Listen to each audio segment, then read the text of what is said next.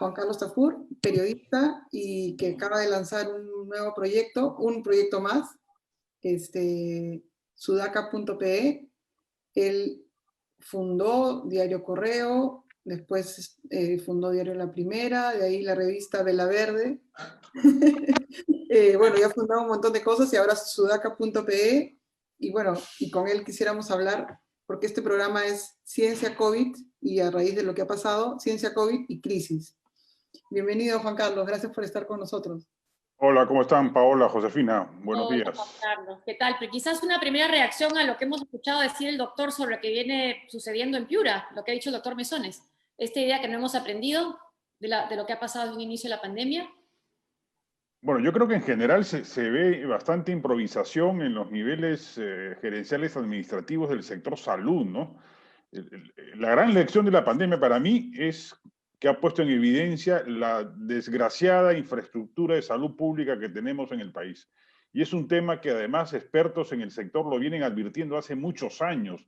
Y yo honestamente no entiendo por qué la clase política durante 20, 30 años no le ha prestado atención.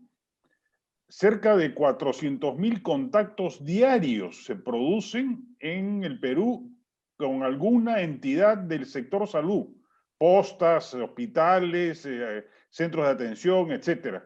Y en esos 400.000 contactos el peruano es tratado como ciudadano de cuarta categoría, sin ninguna posibilidad de reclamo, no hay medicamentos, no les dan las citas, genera un germen de ingobernabilidad que si fuese resuelto, yo creo que cambiaría enormemente la paz social en el Perú. Exactamente. El jueves se aprobó la investidura al gabinete de Violeta Bermúdez, pero digamos, pero se ve muy frágil el gobierno. ¿Cuán transitorio crees que es este gobierno de transición con Francisco Sagasti al mando? Yo me temo que no va a durar el tiempo que todos esperamos. Yo creo que ha dado señales equívocas de debilidad. Primero, saludando y lisonjeando a los congresistas vacadores cuando asumen el Congreso. 1. 2. Genera una reforma policial. Yo no sé la parte legal, no soy abogado, he escuchado a quienes dicen que sí corresponde, otros que no corresponde, etcétera, que metió a tirios con troyanos, etcétera, pero lo cierto es que si ya avanza en una reforma, no puede ser que por 20 comunicados de la DBA y de los ex militares retirados termine sacando al ministro y lo que es peor, nombrando a alguien que está en las antípodas de la reforma policial que se iba a generar. Segunda muestra de debilidad. Tercera muestra de debilidad es el tema de la ley de promoción agraria. El gobierno, ante la protesta, envía un proyecto de ley donde equivocadamente, creo yo, deroga el aspecto laboral y mantiene el esquema tributario, cuando yo creo que debió haber sido al revés. Mantener el esquema laboral, que yo creo que es el que más se adecúa al régimen agrario, y derogar las excepciones tributarias, que ya no tienen sentido. Claro. Que no tienen sentido, o sea, que no es admisible que una empresa que gana 400 millones de dólares al año pague la mitad de impuesto a la renta que lo que pagamos cualesquiera de los contribuyentes. O que pague menos por salud también. Exacto. O sea, ese tipo de excepciones tributarias después de 20 años ya no tienen sentido, pero el gobierno va al revés. Pero bueno, ya supongamos, se equivoca porque en fin no la tiene clara. Pero el Congreso va más allá y deroga toda la ley. Y Sagasti dice que no la va a observar. Tercera muestra de debilidad frente a una situación crítica. A este paso, ahora acaba de decir que no va a dar marcha atrás en la purga policial que ha dictado. Ojalá en los próximos días no lo veamos retrocediendo nuevamente, generando una sensación de debilidad. Y el problema, creo yo, es que un gobierno tan precario y tan débil, yo no lo he visto firmar al presidente Sagasti, presumo que firma sin que le tiemble la mano. Mucho menos lo he visto acariciar, pero por lo menos en cuanto al golpe, demuestra que sí le tiembla la mano. No tiene la mano firme que se requiere para gobernar un país tan complicado como el que en este momento tenemos entre manos. Más aún porque en el Congreso subsiste la coalición vacadora, hay que entenderlo. hay una mafia de universidades que digita el señor Luna Gálvez a través de su hijo en el Congreso, que tiene interés en tumbarse el proceso de reforma universitaria. Se han sumado empresas del Club de la Construcción que quieren tumbarse al equipo Lavajato, y en ese esfuerzo, lamentablemente, en esta semana ha tenido aliados impensados como el Diario de la República, que se ha sumado al cargamontón contra el equipo especial Lavallato, y hay políticos advenedizos que quieren usufructuar del poder. Esa coalición apenas olfatee debilidad en el presidente Sagasti, se va a recomponer. Y saben que le quedan pocos meses para lograr el poder, porque el 28 de julio, si la suerte del país nos lleva a que el país vote bien, estos señores nunca más van a tener el poder que tienen ahora. Entonces van a tratar, creo yo, de sacar a Sagasti antes del 28 de julio y colocar a alguien menos torpe que Merino, pero alguien dócil a los intereses que tienen ellos, que son tumbarse a la SUNED, tumbarse la reforma universitaria, tumbarse el proceso anticorrupción Lavallato. Ahora, claro, el Congreso sigue siendo el mismo, el Congreso no ha cambiado, está un poquito asustado por la calle, pero no son los mismos integrantes. ¿Qué te hace pensar que con el mismo menú partidario vamos a votar de otra manera en las elecciones? Bien, yo creo, bueno, hay candidatos que no estaban presentes. Julio Guzmán no estaba presente en los últimos procesos electorales. Bueno, tuvo una votación parlamentaria relativa. Yo veo con mucho temor la posibilidad del éxito de Daniel Urresti. Honestamente, yo estoy llegando a la convicción de que el principal enemigo de la democracia y de la orden social en este momento es el señor Luna Gálvez, y el poder inmenso que está acumulando con influencia en el sector judicial, con influencia en el sector congresal. Estamos haciendo nosotros un estudio de correlación de la votación de todas aquellas iniciativas que presenta la bancada de Podemos. Es alucinante. Tiene una bancada de 30, no tiene una bancada de 9, tiene 30 congresistas por lo menos que siempre votan al unísono que lo que la bancada de Podemos señala. Para decirlo eufemísticamente y no ganarme en líos judiciales, yo no creo que eso sea gratuito en términos simbólicos.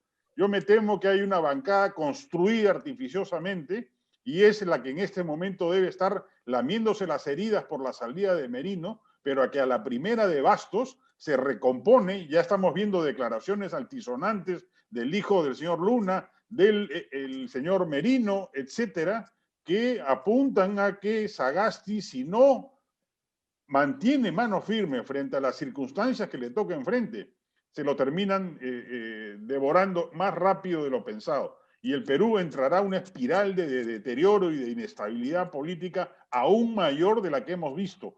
No cantemos victoria respecto de la estabilidad de Sagasti. Yo creo que la situación es bastante más precaria inclusive que cuando estaba Vizcarra en el poder.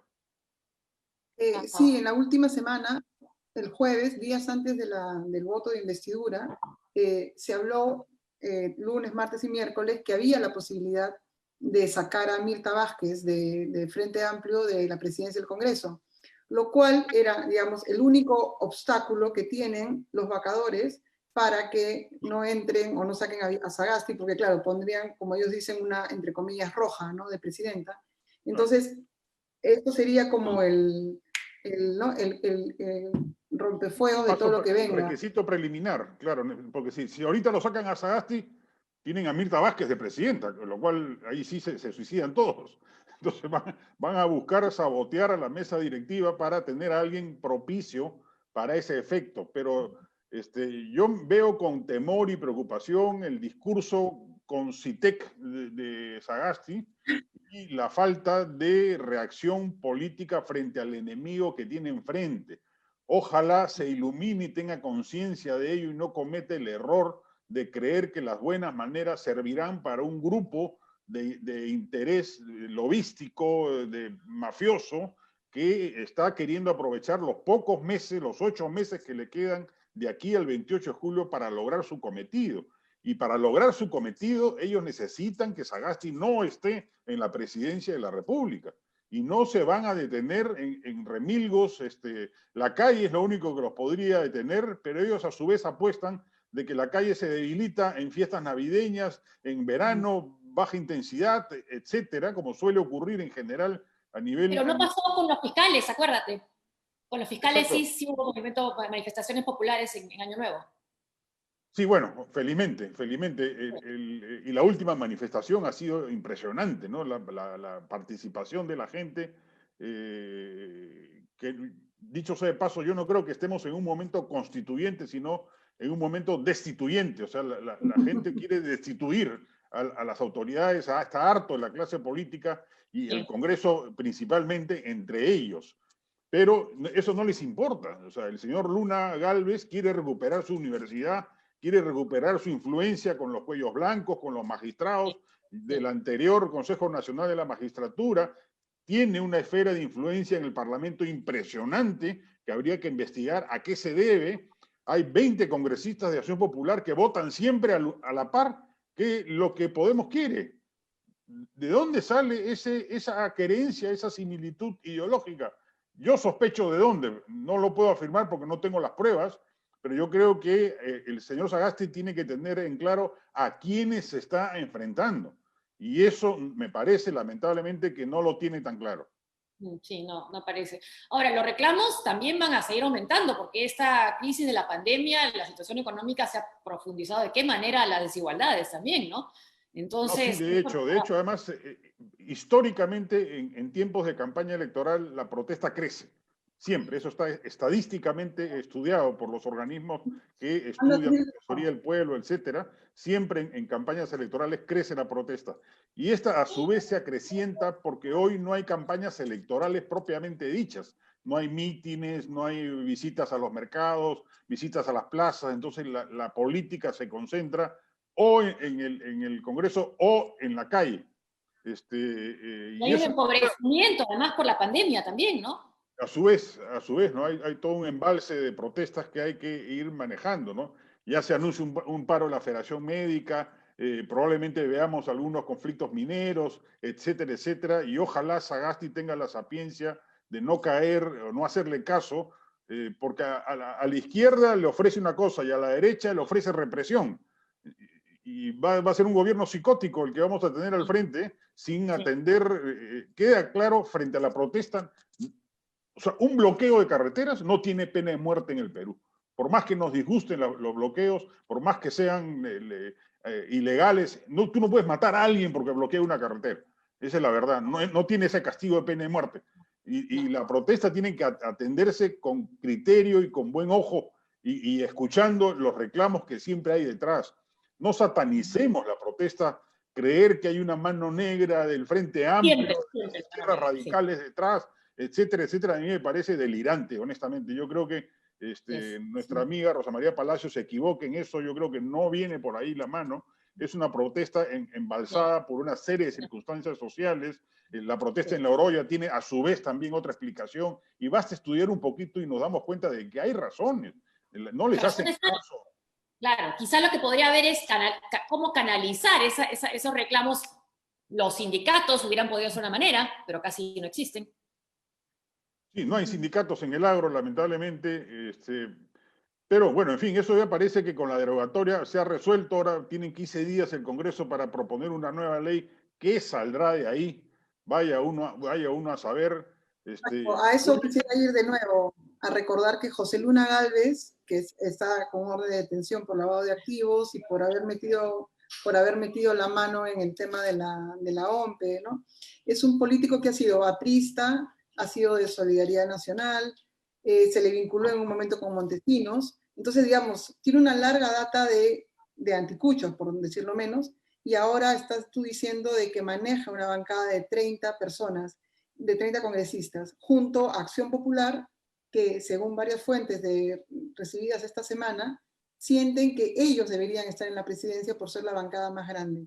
De esa mezcla, porque el menú, como dice Josefina, no ha cambiado, ¿qué se puede esperar? O sea, no solo la ley agraria, sino que esta semana hayan noticias nuevas y un nuevo cambio en Palacio de Gobierno, ¿no? ¿Cómo ves? Porque yo creo que la capacidad de Sagasti o del Ejecutivo de convencer al Legislativo es casi nula, porque no se trata de un tema de racionalidades, sino de motivaciones políticas subalternas que no van a cambiar. Lo que Sagasti tiene que hacer es reengancharse con el pueblo que le da el respaldo. Tiene una valla alta, Vizcarra se ha ido con 77% de aprobación, pero yo creo que esa popularidad de alguna manera es endosable a Sagasti. Yo creo que parte, todavía no han salido encuestas que lo midan, pero yo creo que Sagasti va a tener una alta aprobación. Ojalá no se refugie en el perfil tecnocrático que ha tenido o académico que ha tenido y sepa reconocer la necesidad de hacer visitas permanentes, contacto con el pueblo, porque la calle es lo único que lo va a proteger. Tiene una bancada escuálida y tiene enemigos poderosos en el Congreso que lo van a querer sacar de ahí, porque no es operativo a los intereses subalternos que esta mafia vacadora tiene. Entonces, si no lo hace, yo soy pesimista respecto de lo que pueda pasar a corto plazo. Yo no extendería un certificado de garantía de que de acá a 8 meses Sagasti va a seguir siendo presidente de la República si no reacciona como es debido, ¿no? Ahora, y sobre Vizcarra, ¿crees que esa popularidad con la que se fue se vaya a ver reflejada también en las elecciones parlamentarias? Que él pueda tener una bancada importante, que la gente le perdone el hecho que, digamos, entre comillas, se refugie en una inmunidad parlamentaria. Yo creo que eso le va a costar, creo que le va a costar, yo creo que gran parte de su popularidad se debía a que se enfrentaba al Congreso, que es para la opinión pública el sumum de la clase política que hay que votar a toda costa. Ese gran factor ya lo perdió y yo creo que en esa medida va a ir perdiendo popularidad, pero igual tiene un activo que yo creo que sí lo va a beneficiar respecto de tener una buena votación. Si logra postular, yo creo que está de hecho sentado en el Congreso. Ahora, me parece un asunto criticable. Yo creo que él debió esperarse a asumir las investigaciones que estaban en curso y eventualmente regresar el 2026 en olor de Multitud. De multitud y en olor de garantía judicial, de inocencia, claro, de inocencia. Inocencia, de transparencia. Exacto. Pero bueno, de hecho si no prospera la iniciativa de Edgar Alarcón de inhabilitarlo 10 años, yo creo que le va a dar una buena bancada a Somos Perú. Ahora, lamentablemente, si en el próximo Congreso el señor Luna Gálvez, gracias a la locomotora de Urresti, que nos guste o no nos guste, y es un candidato que arrastra, logra meter una bancada interesante, se va a repetir el mismo esquema que hoy. La bancada de Podemos va a hacer metástasis y de 10 o 15 que tenga, va a terminar manejando a 40. Y entre ellos, probablemente a muchos de los de Somos Perú, que hoy Vizcarra pueda, gracias a su arrastre, meter en el Congreso. Entonces, se vienen tiempos complicados, hay que estar alertas. Yo creo que la situación del país amerita una toma de conciencia de la opinión pública, de los medios de comunicación, de la sociedad civil, para evitar que el 2021 repitamos un Congreso de estas características, ¿no? ¿Cómo ves el panorama electoral? Porque ahora las fuerzas han cambiado, digamos, la destitución de Vizcarra igual marca un hecho político que remueve todo. ¿Cómo ves ahorita de cara a los candidatos que ya son como 20 candidatos a la presidencia en 2021? ¿No? Bueno, el panorama electoral peruano se está reseteando cada 2 semanas, esa es la verdad. Yo hace 3 semanas yo veía a Urresti y a Keiko Fujimori en la segunda vuelta electoral. Yeah. Hoy yo creo que eso ha cambiado. Yo creo que se han beneficiado Verónica Mendoza y Julio Guzmán básicamente luego de la crisis de la caída de Vizcarra y de las marchas, pero no mucho. O sea, ojo, no es que hayan subido demasiado en las encuestas, ni Guzmán ni Verónica Mendoza, pero me parece una buena noticia que ambos crezcan en las encuestas. Tanto desde el centro derecha como de la izquierda me parecen opciones relativamente sensatas y en esa medida saludo que puedan crecer, porque ambas tienen eventualmente bancadas orgánicas que va a ser difícil que tengan en su seno golondrinos que terminen luego bajo el mandato de José Luna Gálvez en el nuevo Congreso que se vaya a generar.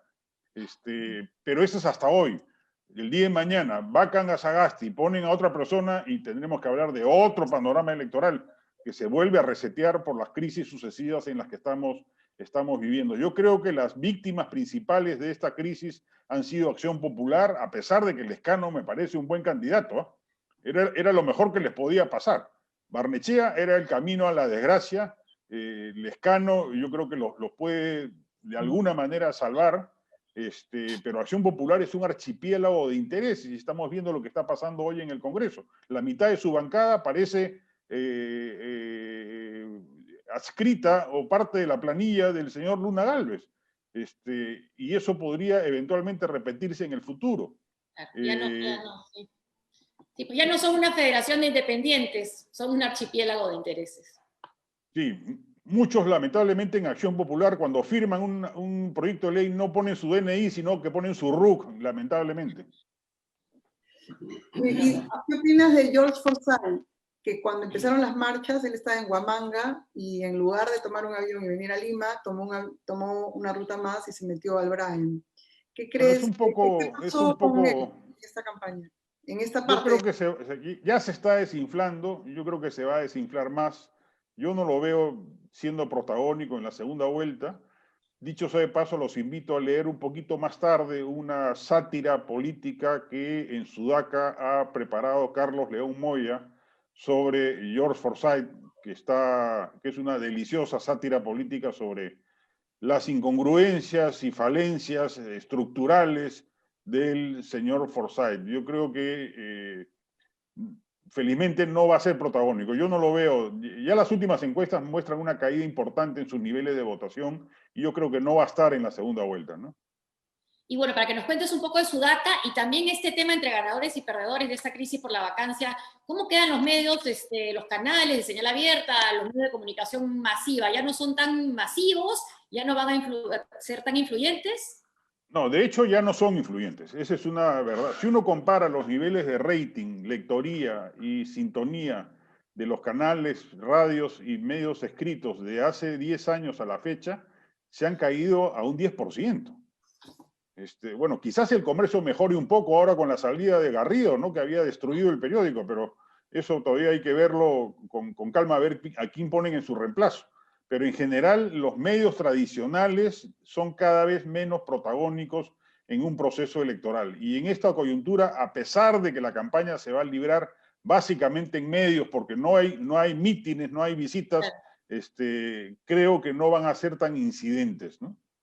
Y también está limitada la publicidad en los canales, además. Claro, y a su vez no hay publicidad, es una campaña sui generis, ¿no? De corto alcance, sin publicidad, sin trabajo de base, sin visitas, sin mítines, sin visitas a mercados, pasacalles, etcétera. Entonces, básicamente se va a mover en medios de comunicación y en redes sociales. Y el riesgo de las redes sociales es que en muchos casos es el imperio de la fake news, ¿no? De las noticias falsas, de la desinformación. Pero hasta el momento no vemos mucho de eso, felizmente. ¿eh? Pero, sí. Por ejemplo, en el tema de las marchas, durante las protestas, hay una encuesta del IEP que muestra que la gente que se informaba más de lo que estaba pasando en la crisis salía a marchar. Y que básicamente protestaban los que fueron a las marchas o desde su casa, ha sido como, no sé, más de, ya se me fue la cifra en millones, sí, claro. protestas, y era gente informada. O sea, sí, digamos, 37% de la población ha participado en una marcha, son 6 millones de personas, 7 millones de personas. Entonces, sí era gente informada, o sea, digamos, también yo creo que se ha cambiado, o sea, hay un lado bueno, lo que tú decías, el lado malo, las fake news que van por los WhatsApp, pero en este lado bueno, la gente informada, digamos, con información, salió a la calle, y creo que también eso va a ser parte, o sea, la calle o la generación del Bicentenario va a ser protagónica en esta elección, ¿no? Sí, yo creo que esa es una gran noticia. Yo creo que esa es la juventud movilizada es siempre una gran noticia.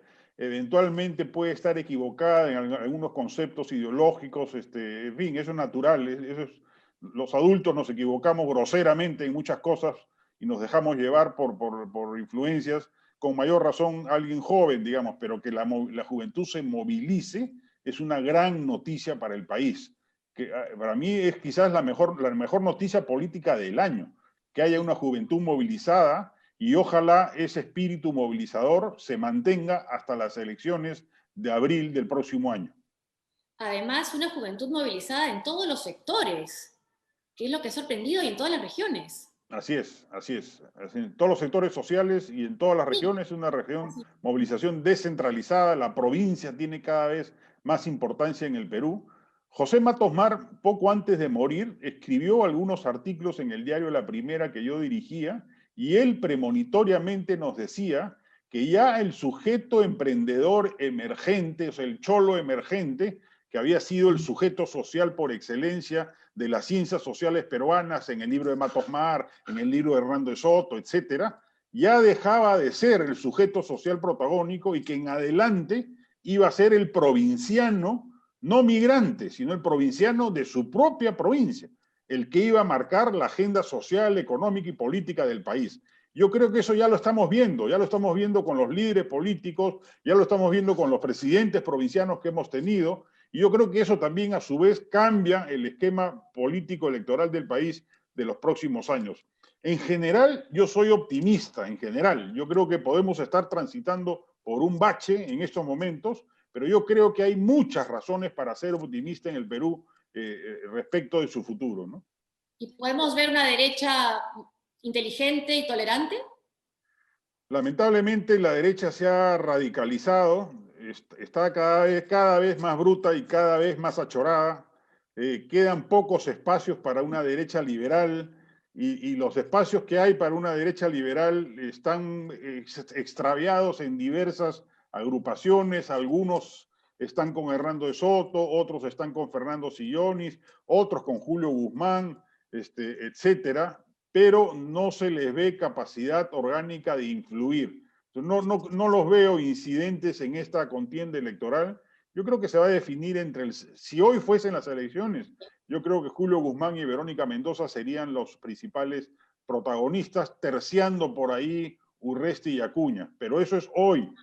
Mañana esto se vuelve a resetear, porque la política, esta campaña electoral se resetea cada 2 semanas, cada 3 semanas se vuelve a foja cero y empezamos tabula rasa con el proceso electoral.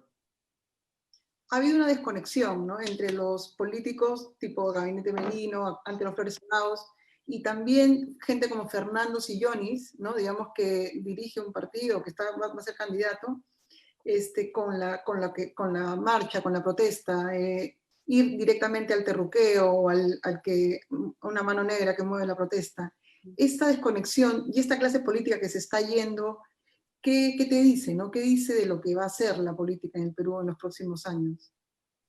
Yo vengo librando una larga batalla en el Perú en contra de la DBA. Yo creo que yo desde una orilla liberal, creo que el principal enemigo de una derecha liberal no es la izquierda caviar, no es la izquierda socialista ni siquiera, sino la derecha mercantilista, autoritaria y ultraconservadora, bautizada como derecha bruta y achorada.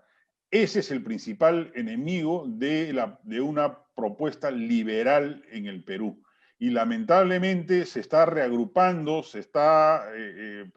yo no le veo futuro a López Aliaga, la verdad. Yo creo que López Aliaga no gana ni en el Lima Golf las elecciones. Pero ¿por qué aparece tanto en los medios de comunicación abiertos? O sea, pueden perder poder político, pero tienen poder en los medios de comunicación todavía. Sí, y yo creo que habría que hacerle un juicio popular a los productores de los canales de televisión, ¿no? Yo no sé por qué diablos los invitan una y otra vez. O sea, es verdad que hay mucha gente que no quiere ir, me incluyo. O sea, a mí me llaman y yo nunca voy, no asisto a ningún programa. Esta es una honrosa excepción, dada la calidad profesional de ambas, pero en general yo creo que los productores de los canales de televisión deberían ser un poquito más inteligentes y buscar voces distintas. Hay una cantidad enorme de profesionales, hombres y mujeres, formados académicamente, además con capacidad de pronunciarse sobre temas constitucionales, temas económicos, temas de justicia, etcétera, y no los llaman. Llaman a los mismos dinosaurios a opinar exactamente lo mismo que ya sabemos que van a decir, y claro, esa exposición pública les da una capacidad de influencia política que luego estamos todos lamentando, porque el gabinete Flores Arauz, efectivamente, no recuerdo quién lo dijo, Alberto Vergara, parecía Sí. el panel de invitados de Rey con Barba, ¿no? Sí. Sí. Claro, y que no sabían escribir Instagram, digamos. Sí, pues. Claro. Sí, bueno, esa desconexión, yo creo que ha habido un crack, ¿no? Entre el nuevo régimen que traen estos jóvenes con este régimen antiguo que se está yendo, ¿no? Y quisiera, lo que dijo Fernando Sillonis y su hijo Benjamín Sillonis, que, digamos, no es un tema de edad cuando uno se pone a hacer análisis político, sino es como mantener viejas taras, ¿no? Seguir terruqueando a la gente que está reclamando o protestando, ¿qué tiene que cambiar, ¿no? ¿Por qué? No, y ¿Cómo además me hacer parece, que ¿no? deleznable, ¿no? Yo creo que es un trauma sustitutorio del Velascato, ¿no? O sea, la alta burguesía limeña y peruana tiene un trauma histórico con Velasco, o sea, sienten como que hubiesen sido casi violados por Velasco y la dictadura militar, y eso subsiste, y se reproduce con el tema de Sendero, pero a mí me parece, pues, realmente patético, porque si alguien sufrió, sobre todo, la bestialidad senderista y terrorista, no fueron los sectores pudientes del Perú, fueron los sectores más pobres, los campesinos del Perú, y ellos, dirigentes de izquierda también. y dirigentes de izquierda, que le hacían la guerra política a Sendero en un montón de zonas del país. Entonces, la derecha pudiente, no.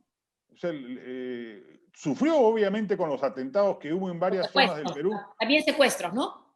Sí, y secuestros, pero no fue la principal víctima de Sendero Luminoso. Y se quieren atribuir el victimismo del terrorismo, cuando el pueblo entero, probablemente en las marchas de Ica, habían muchos hijos de asesinados por Sendero o violentados por el terrorismo, y fueron ellos, sin embargo, los que fueron casi considerados terroristas por los sectores pudientes del gamonalismo iqueño agroexportador, ¿no? Claro, muy distante de lo que pasa en el Uruguay, ¿no? Donde pudo llegar a gobernar un ex miembro de un grupo armado, ¿no? Como los Tupamaros. Bueno, más de uno, ¿no? Sí, no, mira, y uno va a las comunidades campesinas en el Perú, o se adentra un poco en las provincias, inclusive en Ayacucho, y encuentra que en los pueblos conviven el ex senderista con el ex rondero, con el ex policía, con el ex juez, con el ex militar. Han logrado procesar, a pesar de lo que fue el apocalipsis terrorista y de la violencia en Ayacucho. Eso fue una cosa espantosa, la represión policial y militar abusiva y violatoria de los derechos humanos y la insanía terrorista. Eso fue apocalíptico. Sí. Eso en Lima ni por asomo lo hemos vivido. Y sin embargo, allí donde las heridas han sido tan inmensas, hoy son capaces de procesar una convivencia relativamente pacífica. Y sin embargo, además reconociendo los horrores y el terror que fue el senderismo y que lo vivieron en carne propia. Yo me acuerdo en Puno haber hecho un reportaje sobre la muerte de un alcalde, Marcelino Pachari, y en el único, un muro que había ahí en Azángaro, había una pinta que decía Sendero Luminoso, cobarde y asesino, hecho por las mismas personas que estaban ahí y que habían visto cómo había matado a Sendero Luminoso a su alcalde. Sí, a mí me parece terriblemente ofensivo terruquear al pueblo peruano. Me parece terrible, producto de mentes delirantes, delusivas, y que lamentablemente afloran a la primera de bastos, ¿no? Les sale del forro, les sale de la piel, para ser más exacto, terruquear a cualquier cholo que proteste. Esa es la verdad de la milanesa, y lamentablemente el Perú no encuentra viabilidad mientras la derecha peruana en el Perú siga siendo tan bestia. Mientras la derecha peruana no evolucione y no se vuelva liberal, yo creo que lamentablemente los niveles de ingobernabilidad en el país van a subsistir. Felizmente aún es minoritaria, pero así empezaron en otros países y fueron creciendo. Ojalá hay que darles la batalla ideológica, combatirlos e impedir que eso pueda pasar en el Perú, que crezcan a tener y lleguen a tener un nivel protagónico en la política peruana, ¿no? O sea, para usted, Rafael López Aliaga no va a tener éxito en su propuesta, porque a pesar de que maneja varios medios de comunicación o es cercano a varios, ¿cómo le va a ir electoralmente a Rafael López Aliaga y Renovación Popular? No, yo creo que va a ser un fracaso electoral, salvo que el Perú me sorprenda nuevamente. Entiendo que ha firmado pactos orgánicos con sectores evangélicos, creyendo que eso le da una votación dura, pero yo no creo que tenga mayor impacto. Su mensaje no cala, y felizmente el Perú aún no acoge un discurso tan radical de la extrema derecha en términos electorales. Pero bueno, ellos son conscientes de que están sembrando para el futuro, entonces igual hay que estar atentos y darles la batalla para impedir que prosperen, ¿no? Cuando hablaba de Uruguay, a lo que iba es que pudo tener gobiernos de izquierda que fueron bastante responsables en el manejo económico, ¿no? ¿Se ve alguna posibilidad de que la izquierda la veamos así aquí en algún momento? Ojalá. Yo ahí sí me temo que Verónica Mendoza, en términos de ideas económicas, no ha progresado mucho, al contrario, ha involucionado. Yo veo con preocupación que la izquierda peruana, tal cual está constituida, llegue a administrar el manejo económico del país. Yo creo que sería lamentable volver a tener un Estado que centralice o planifique las inversiones productivas privadas en el Perú, que eventualmente se generen empresas públicas, que eventualmente se generen controles de precios, etcétera. Yo quisiera ver una izquierda creyente en una economía de mercado, a sabiendas de que en el resto de trabajo institucional y político hay una inmensidad de cosas por hacer propias de un pensamiento de izquierda.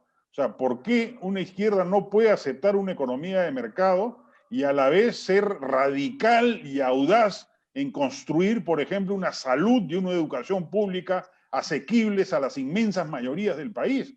O construir una justicia que sea asequible a los pobres del Perú, o construir una policía y una seguridad interna que nazca de las preocupaciones populares. O sea, hay mucho por hacer en la agenda de la izquierda en términos institucionales y políticos que la podrían eximir de volver a hacer experimentos socioeconómicos que ya se sabe a lo que conducen, al fracaso social y productivo de un país, ¿no? Ayer el hermano de Inti Sotelo, una de las víctimas de las protestas, Pacha Sotelo, denunció que se detuvieron las investigaciones en el Ministerio del Interior entre los policías. Ya han pasado más de 3 semanas de lo que ha pasado, más la nueva víctima con un balazo el jueves pasado, y no se investiga dentro de la policía. ¿Qué tiene que pasar para que el gobierno de Francisco Sagasti tome cartas en el asunto? Bueno, es un tema que ha estado ausente, ¿no? En todos sus discursos y presentaciones o sus conferencias de prensa. Entiendo que hoy día no he podido escuchar su discurso ante la policía, creo que lo ha dado el día de hoy. Creo que tampoco ha hablado de ese tema, y no he escuchado a la ministra de Justicia tampoco pronunciarse sobre ello. Ministro, es Eduardo Vega. O el ministro de Justicia, perdón, pronunciarse sobre el tema.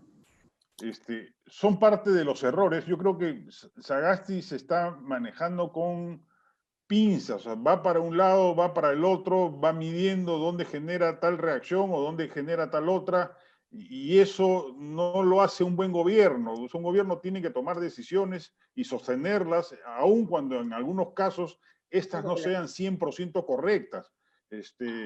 Ahora, no lo veo. ¿Quién lo rodea a Sagasti? Se hablaba de los grupos de Moquegua, con Vizcarra. ¿Quién está cerca a Sagasti? ¿Con quién toma las decisiones? Entiendo que los círculos moqueguanos ya salieron, que ya salieron del ya, pues eso era el círculo de Vizcarra. ¿Y ahora cuál es el círculo de Sagasti? Entiendo que Carlomagno Salcedo ha entrado a tener un nivel de incidencia muy alto como asesor político de él, era parte del Partido Morado, pero honestamente no he hecho aún una radiografía del poder de Sagasti, ¿no? Quiénes lo rodean, quiénes influyen en él, ¿no?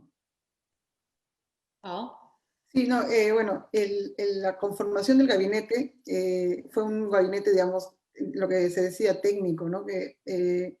Pero el presidente Sagasti no conocía directamente a la primera ministra Violeta Bermúdez, conocía de su capacidad profesional.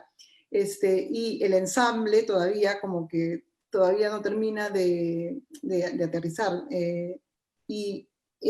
Creen que solo priorizar el lado tecnócrata les va a traer el éxito, ¿no? ¿Cómo darles un poco de política en un momento sobre todo tan difícil? Porque el martes pasado, perdón, el mismo jueves, hubo una conferencia con la prensa extranjera de Francisco Sagasti, y donde 9 de cada 10 preguntas era si dura o no dura hasta julio de 2021. ¿Cómo se le inyecta a un gabinete ministerial que está en ese peligro política? ¿Qué consejo les darías a los miembros del gabinete y al mismo presidente?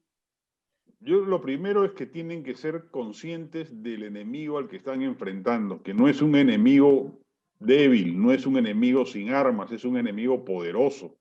Ahí hay una coalición mafiosa con mucho dinero en juego. Las universidades, no solo las no licenciadas, también muchas de las licenciadas no le perdonan a la administración, a la reforma universitaria haber tenido que invertir cientos de millones de soles para adecuarse a los términos del licenciamiento.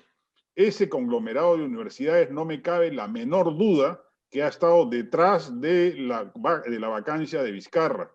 A eso se suman los intereses de empresarios del Club de la Construcción que quieren tirarse abajo el proceso de Lavallato y el proceso del Club de la Construcción, y que suman intereses también para lograr ese propósito. No me extrañaría que inclusive coordinen acciones políticas a seguir, y a eso se suman muchos pescadores a río revuelto que creen que si se produce una vacancia y un ascenso de nuevos esquemas de poder, ellos pueden salir gananciosos o beneficiosos de esa situación. Esa conjunción de factores es un enemigo muy poderoso, es un poder fáctico gigantesco, que hoy está adormilado, está todavía atarantado por la respuesta de la calle, pero ya se está empezando a reconstituir. Entonces, si Sagasti y su gabinete no se dan cuenta frente a quién están, van a meter la pata más temprano que tarde y van a empezar a sufrir las consecuencias de eso. ¿Crees que dentro de ese poder fáctico que mencionas todavía exista el APRA o los dirigentes del APRA tengan todavía poder fáctico? No, yo creo que no. Yo creo que se suman, hablan y claro, no están invitados en la fiesta ni los llaman siquiera porque no tienen ninguna importancia, pero declaran en el mismo sentido porque se quieren sentir partícipes del cónclave, digamos, ¿no? Pero ya no pesa ahí, ni siquiera el fujimorismo. Yo creo que el fujimorismo tampoco está jugando en esas ligas, no porque no quiera, sino porque no los llaman. Las ligas son las que hemos mencionado, esa conjunción de poderes fácticos que quieren capturar el poder, así sea por pocos meses. En 8 meses pueden hacer muchas cosas. Se pueden tumbar la reforma universitaria, se pueden tumbar la SUNEDU, se pueden tumbar el proceso de anticorrupción y cambiar el Perú por completo. Y en 8 meses entregan el poder a quien venga, pero ya hicieron un daño inconmensurable al país. Y saben que lo tienen que hacer ahorita, porque si no lo hacen ahorita, ya no les va a dar el tiempo. No creo que las urnas lo favorezcan y en esa medida pierden su última oportunidad de lograr sus propósitos, ¿no? O incluso también pueden desde ahí hacer una campaña en contra de la vacunación. Sí, entre otras cosas, van a usar cualquier elemento que desestabilice a Sagasti, cualquier elemento que le permita sabotear la marcha de Sagasti. Si la vacuna se demora, ya los vamos a escuchar levantando la grita. Si la segunda ola viene, ya lo vamos a escuchar levantando la grita. Si la recuperación económica se empieza a ralentizar, ya los vamos a escuchar interpelando al ministro, haciendo cargamontón, haciendo escándalo, buscando cualquier pretexto. Ya empiezan a circular en redes algunos mafiosillos de que hay audios escondidos de Sagasti durante su permanencia en la residencia del embajador japonés y que ya eso veremos cómo generará su situación de vacancia inmediata. O sea, ya están calentando motores. Y Sagasti yo lo veo perdido en la estratosfera. Yo creo que su radar tecnocrático no le permite registrar lo que pasa de 900 metros para abajo. Y el problema necesita gente a su alrededor que le haga ver que la política sucia está presente y van a tratar de sacarlo del poder. Claro, y no lo ha, digamos, ese radar todavía no lo tiene claro. Cuán complicado tiene Julio Guzmán pelear por la presidencia con un presidente del Partido Morado, cuyos errores, o sea, pasivos y activos, va a ser parte de su campaña. ¿Qué cosas tendría que hacer digamos, porque tiene que lidiar con ese hecho, ¿no? Bueno, yo ya vengo escuchando a mucha gente diciendo, mira, si así es Sagasti, ¿cómo será Guzmán? O sea, como diciendo, si así de dubitativo y de tembloroso es Sagasti, con mayor razón lo será Guzmán. Yo creo que va a depender de la gestión de Sagasti, el cómo le vaya a Guzmán. Guzmán ha quedado un poco achicharrado y no ha levantado cabeza en la medida que pudo haber levantado luego de la protesta, pero por lo menos ha mejorado algo, se ha vuelto a posicionar, valga el término horroroso de los publicistas, se ha vuelto a posicionar, digamos, en el mercado electoral. Él ya estaba casi fuera de la contienda y ha vuelto a reaparecer. Pero vamos a ver, todavía hay mucha tela por cortar, ¿no? Y bueno, vamos a seguir informándonos también por las redes. ¿Cómo es el proyecto de Sudaca? Cuéntanos un poco, ¿es por suscripción? ¿Cómo podemos leer Sudaca? Inicialmente está abierto, está en la web sudaca.p, se transmite a través de redes sociales, tiene un área importante de emprendimiento que le queremos dar, noticias vinculadas dirigidas a emprendedores, y tiene otra área de política, economía e investigación que lo que busca es publicar información a fondo. Adicionalmente tenemos opinión, sale, bueno, mi columna diaria, sale un podcast donde está Alessandra Ames, David Rivera, Paolo Benzo, un podcast diario de comentarios de las noticias del día. Hoy día se ha incorporado Carlos León Moya como autor de una sátira política dominical. Vamos a tener artículos de opinión diversos y vamos a ir creciendo, pero hoy en general, para ser sincero, estamos casi en una etapa de pre-lanzamiento. Ni siquiera tenemos aún la web definitiva. Estamos trabajando con una web provisional, calentando motores porque la redacción ya está funcionando, pero la idea a corto plazo sí es que sea un mecanismo por suscripción. La única manera de hacer sostenible un proyecto digital es mediante suscripciones, ¿no? O sea, para financiarte y mantener independencia también, ¿no? No, es una maravilla depender de los suscriptores, porque no dependes de ningún anunciante, ni del Estado, ni privado. Entonces podemos tocar cualquier tema sin ningún problema. Entonces, lamentablemente no tenemos el subsidio cruzado de Rolando Toledo que nos permita operar, digamos, sin suscripciones, así que estamos obligados a recurrir a las suscripciones más temprano que tarde. Yo calculo que en un mes la web definitiva la debemos tener en 10 días. Y yo calculo que de ahí un mes más operaremos ya con la nueva web y ahí pasamos ya al mecanismo de suscriptores. Estamos afinando aún la redacción, aún el equipo de colaboradores. En verdad, no deberíamos haber salido aún hasta tener todo listo. Pero yo creo que en el mundo digital es mejor salir de una vez. Ya tenemos cerca de 8.000 seguidores en Twitter, que es un crecimiento importante. Y creo que nos está yendo hasta ahora bien, vamos a ver, corrigiendo errores, afinando temas, pero el proyecto apunta finalmente a ser un mercado paywall, de pago por suscripción, ¿no?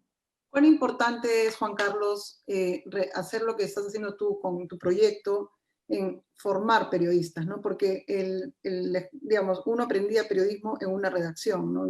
Nos pasó a los tres que estamos acá, pero ya esa escuela se ha ido perdiendo, no sé por qué, pero se ha ido perdiendo. ¿Cómo vas a seguir? ¿Cómo es para ti? ¿Cómo valoras tener una redacción escuela? No solo yo creo que es importante, primero porque estamos aprendiendo todos, incluyéndome a mí, cómo es el periodismo digital. O sea, yo es la primera vez que incursiono en esto, yo he sacado revistas, he sacado periódicos impresos, es mi principal expertise. Es la primera vez que estoy entrando en periodismo digital, es un universo radicalmente distinto, son otros criterios, otros conceptos, y estamos aprendiendo con la redacción a manejar los términos de lo que eso implica. Lamentablemente, para lo que es el periodismo escuela, a mí me sigue costando el teletrabajo. O sea, yo no tener a mi redacción a la mano, a la cual resondrar amablemente cada 10 minutos, me dificulta mucho el ir formando esa escuela, digamos, ¿no? Pero hay que adaptarse a los términos. Uno puede resondrar por Zoom también, aunque no es lo mismo, ¿no? Bueno, muchísimas. Bueno, entonces lo veremos en TikTok. Me imagino que Sudaca también, así como parte de todos los cambios, entrará a TikTok.